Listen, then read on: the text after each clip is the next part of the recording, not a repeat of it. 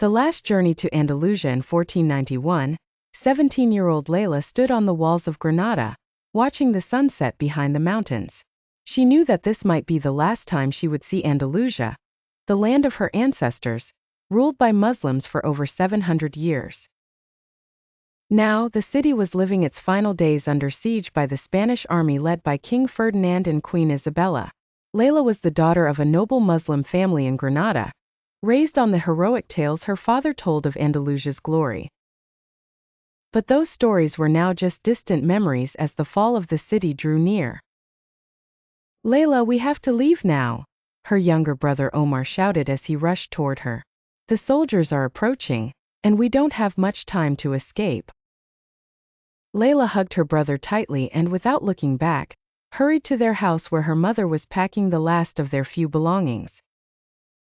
They were planning to flee to Morocco, the last safe refuge for Muslims escaping Andalusia. As they made their way through the narrow alleys, Layla heard the whispers of their neighbors, some planning to resist, others preparing to surrender. The city was filled with fear and confusion, for everyone knew that the end of Andalusia was near. When they reached the city gate, they paused for a moment. Layla remembered the stories of the heroes who had defended this land. Bitterness filled her heart, but she had learned from her father that preserving their lives now was more important than holding on to the land. "We will return one day," Layla whispered to herself as she took one last look at Granada. Their journey to Morocco marked the beginning of a new life, but it was not an easy one. They were strangers in a new land, longing for the orchards and rivers of Granada. But Layla never lost hope.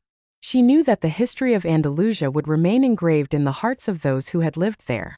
As the years passed, Layla grew older and told her children about the land she had left behind, about a city that was once a symbol of knowledge and tolerance, and about the dream of return that stayed alive in her heart until her last days.